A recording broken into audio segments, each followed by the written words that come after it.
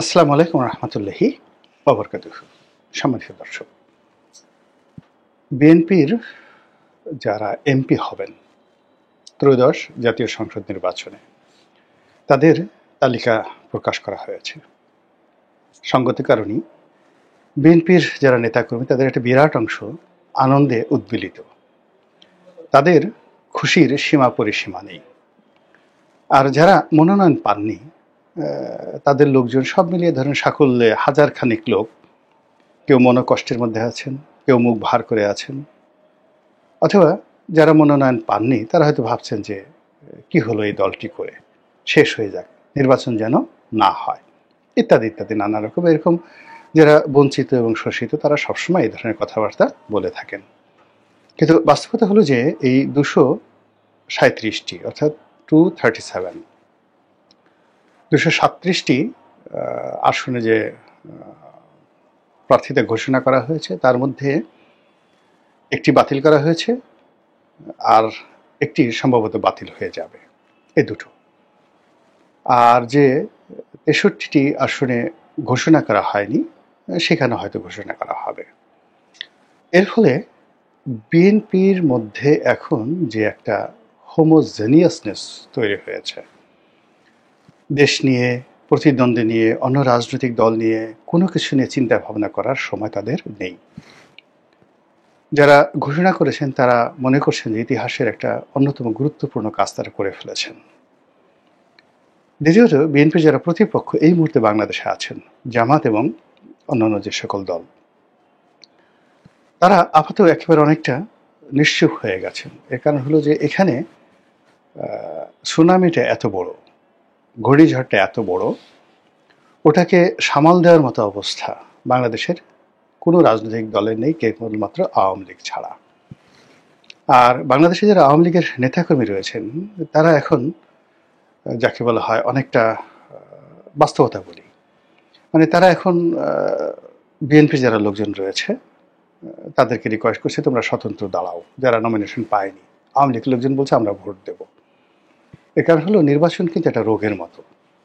এখানে যখন স্লোগান হয়, তারপরে এখানে যখন প্রতিযোগিতা হয়, তখন যারা প্রতিপক্ষের লোকজন তাদের ভীষণ রকম তারা অপমান বোধ করে, কষ্টের মধ্যে থাকে।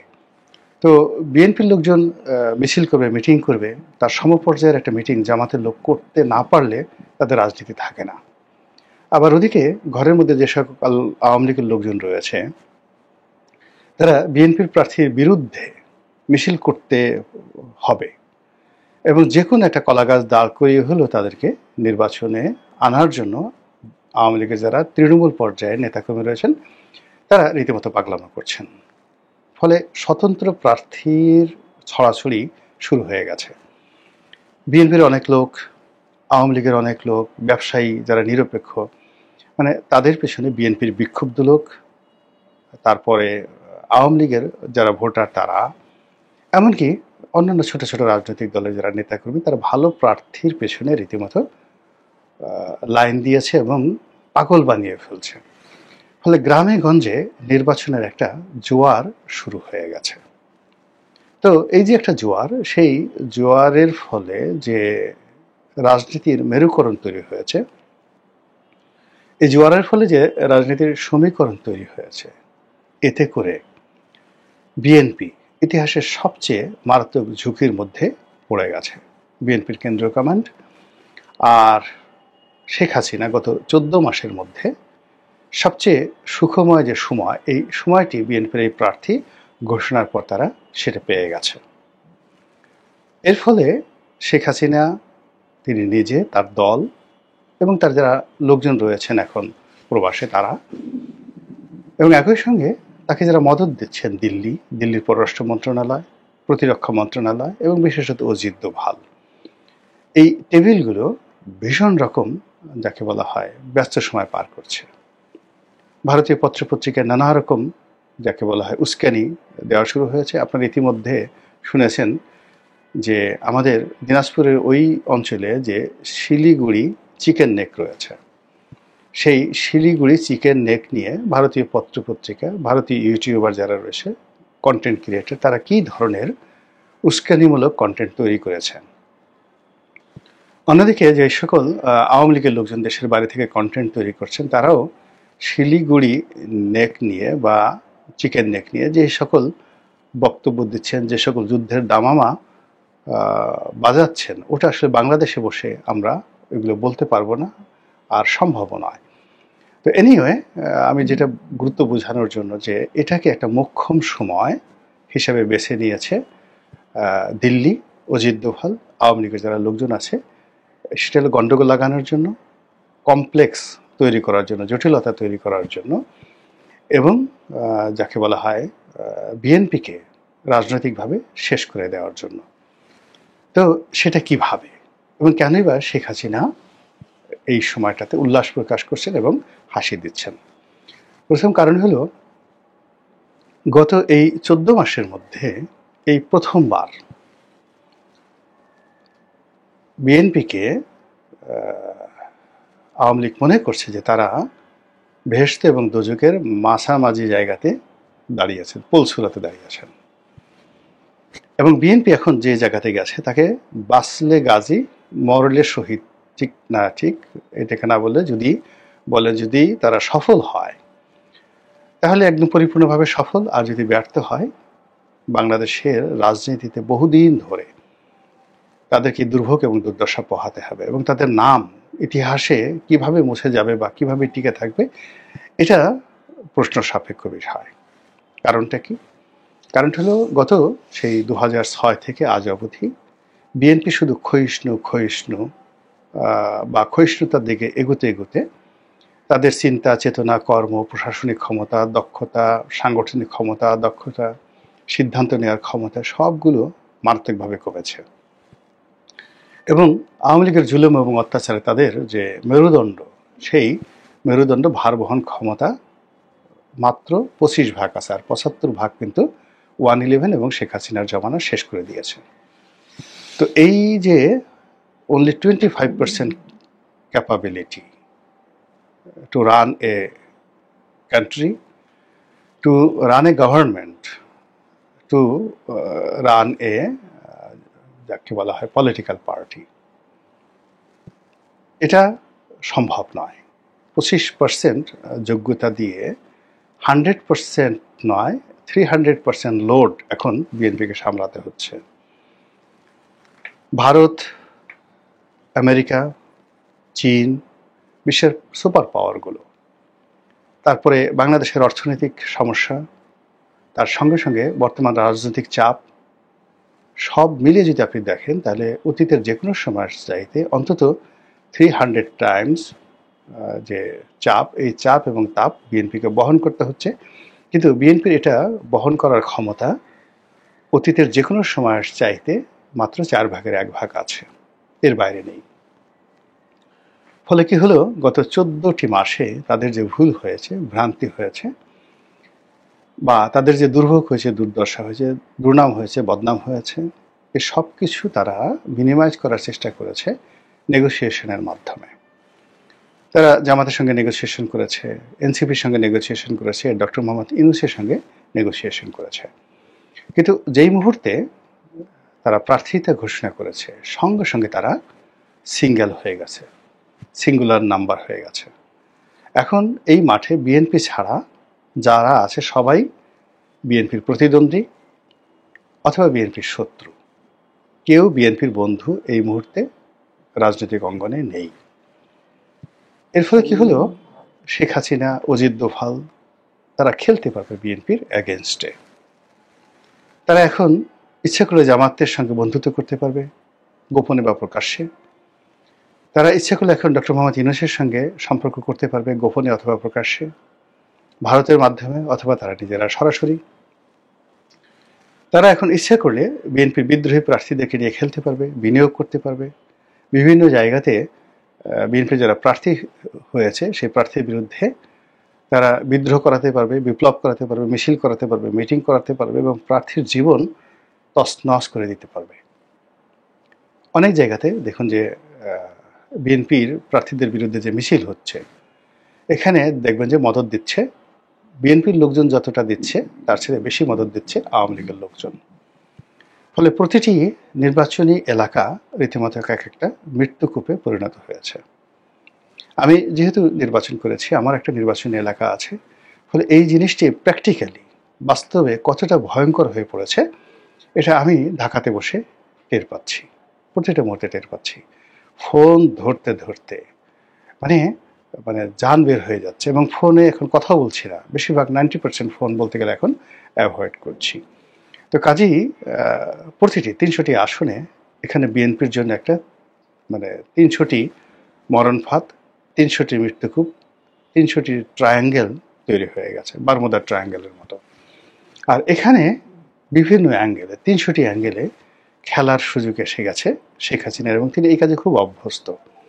তার লোক আছে, টাকা আছে, এবং ধরুন সে সীমান্ত এলাকা যেমন যশোর, চাঁপাইনবাবগঞ্জ, কুষ্টিয়া, নীলফামারী, দিনাজপুর, সিলেট, এই অঞ্চলে, তারপরে পার্বত্য চট্টগ্রাম, কক্সবাজার, এই অঞ্চলে শেখ হাসিনা যদি খেলতে চান, তিনি যেভাবে ইচ্ছা সেভাবে এই বিএনপির প্রার্থীর সঙ্গে খেলতে পারেন। এবং এখন এই যে বিএনপির প্রার্থী যারা ঘোষণা হয়েছে এবং যারা নির্বাচনী এলাকায় নির্বাচনে ব্যস্ত, মাত্র 8 থেকে 10টি অকারেন্স যদি ঘটে, 10টি বিরূপ ঘটনা ঘটে, বেশি দরকার নেই, মাত্র 10, only 10, এটা জাস্ট 1-2 ব্যাপার, তুড়ি মারার বিষয়। এটা আওয়ামী লীগের আসতে হবে না, এই কাজে আওয়ামী লীগ জামাতকে দ্বারা ঘটাই দিতে পারে, বিকজ এই সীমান্ত এলাকাগুলোতে জামাতের যথেষ্ট প্রভাব আছে, প্রতিপত্তি আছে, এবং সেই কাজটি জামাত করবে না বা আওয়ামী লীগ করবে না, এই গ্যারান্টি আপনাদেরকে কে দিল? আর এই কর্মকাণ্ডকে মোকাবেলা করবে, এটার জন্য যে প্রশাসন দরকার, যে সাংগঠনিক ভিত্তি দরকার, যে শক্তিমত্তা দরকার, যে কানেক্টিভিটি দরকার, তার একটাও বিএনপির নেই। বিএনপির মামলাগুলো সচল আছে, দুর্নীতি দমন কমিশনে যে মামলাগুলো চলছিল সেই মামলাগুলো আগের মতোই চলছে, সবাইকে হাজিরা দিতে হচ্ছে, এবং তারা কতটা মানসিকভাবে বিষণ্ণ, বিপর্যস্ত এবং অপদস্থ এই রাষ্ট্র দ্বারা, তার উদাহরণ হলো যে এই যে বিএনপি মনোনয়ন পেলেন এহসানুল হক মিলন, ডক্টর এহসানুল হক মিলন। তো তিনি যদি নির্বাচিত হন, ধরে নেওয়া হয় তিনি মন্ত্রী হবেন, তিনি তার মেয়ের একটা গুরুত্বপূর্ণ অনুষ্ঠানে তিনি অংশগ্রহণ করার জন্য ব্যাংকক যাচ্ছিলেন, ব্যাংকক থেকে আমেরিকা যাবেন। এয়ারপোর্ট থেকে তাকে রীতিমতো গলা ধাক্কা দিয়ে, ঘাড় ধাক্কা দিয়ে তাকে বলা হলো যে আপনি বিদেশ ভ্রমণ করতে পারবেন না। বিএনপির পক্ষ থেকে একটা টু শব্দ করা হয়েছে, প্রতিবাদ করা হয়েছে, কোনো একটা বক্তব্য দেওয়া হয়েছে? বা ডক্টর এহসানুল হক মিলন, যিনি 1/11-এর সময় দুর্নীতি দমন কমিশন থেকে তার কাছে চিঠি পাঠানো হয়েছিল হাজির হওয়ার জন্য, তো তিনি সেটা প্রকাশ্যে ছিঁড়ে ফেলে দিয়েছিলেন যে আমি তো দুর্নীতি করিনি, এত বড় সাহস আমাকে চিঠি দিয়েছে, কাজেই আমি যাব না এখানে, তোমরা যা ইচ্ছে তাই করো। যে সাহস তার 2006, 7, 8 সনে ছিল, যে সাহস 2018 সনে ছিল। তো শেখ হাসিনার সমস্ত যাকে বলা হয় রক্তচক্ষু উপেক্ষা করে তিনি বাংলাদেশে এসেছিলেন 2018 সালে নির্বাচন করার জন্য। তার লোকজন নমিনেশন না পেয়ে সেই বিএনপি অফিস ভাঙচুর করেছিল, সেই মানুষ এই জমানাতে নমিনেশন পেয়ে গেছেন, কিন্তু তারপর একটা টু শব্দ করতে পারছেন না। তাহলে বুঝতে হবে যে টেলিফোন করে এই এটা করো ওটা করো, বা প্রশাসনকে একটা হুকুম দেবে, তদবির করানোর, জাস্ট ডমিনেট করবে, এই অবস্থা বিএনপির একটা সিঙ্গেল লোকের নেই। সেকেন্ডলি যেটা হয়েছে সেটা হলো যে গত 14 মাসে যদি ধরেন, এনসিপির হাসনাত, সার্জিস, মাহফুজ, আসিফ মাহমুদ, সজীব ভুইয়া থেকে শুরু করে আক্তার, অন্য যে সকল লোকজন, নাসিরউদ্দিন পাটোয়ারি, ওনারা যদি মুখ খুলেন যে গত 14 মাসে বিএনপির কোন কোন নেতা তাদের সাথে কথা বলেছেন, কি কি আবদার করেছেন, এবং কি কি আশঙ্কা ব্যক্ত করেছেন, এই কথাগুলো যদি তারা বলতে থাকেন, বিশ্বাস করেন বিএনপির অনেক শীর্ষ নেতার কাপড় চোপড় নষ্ট হয়ে যাবে।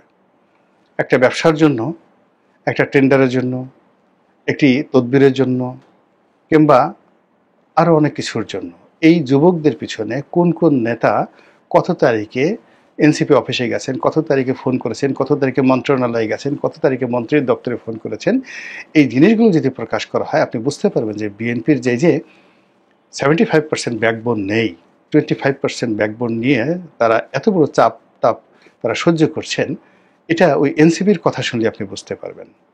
যখন একটা মানুষের মেরুদণ্ড সোজা থাকে, ও মরে যাবে কিন্তু মাথা নোয়াবে না।